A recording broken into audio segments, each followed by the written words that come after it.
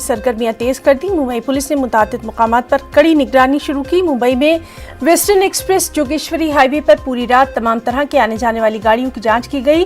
किसी तरह का शक होने पर शिनाख्ती कार्ड और गाड़ियों के दस्तावेजात का भी बारीकबीनी से जायजा लिया गया। इस तरह की निगरानी मुंबई के मुख्तलिफ इलाकों में जारी है। आज रात नए साल की तकरीबात के मौके पर इस तरह की निगरानी देखने को मिलेगी। मुंबई वासियों को न्यू ईयर के शुभकामनाएं।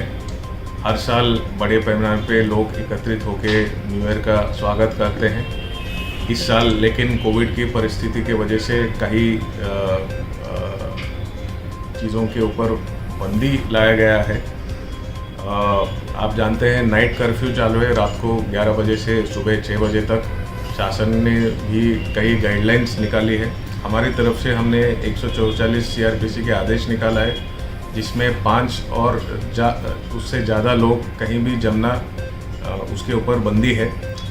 और 31 रात को किसी भी तरह की पार्टी के ऊपर बंदी है। Rooftops, terrace. और चलिए हमारे साथ मौजूद है मुंबई से हमारे साथी प्रशांत पांडे। प्रशांत, न्यू ईयर सेलिब्रेशंस को लेकर खुसूसी एहतियात, तफसीलात चाहेंगे। बिल्कुल, देखिए मुंबई पुलिस ने और यहाँ के प्रशासन ने एकदम स्पष्ट कर दिया है कि रात के 11 बजे के बाद से कहीं पर भी कोई रेस्टोरेंट या होटल या पब नहीं चालू होंगे।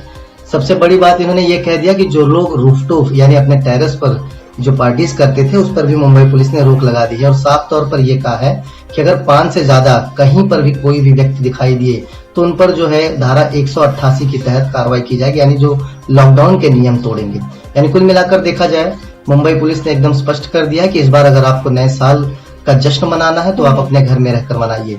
सबसे बड़ी बात यहाँ पर यह बताया गया है कि मुंबई पुलिस के साथ साथ BDS, रैपिड एक्शन फोर्स और साथ ही साथ होमगार्ड्स की जो तैनाती हर जगह पर की गई है।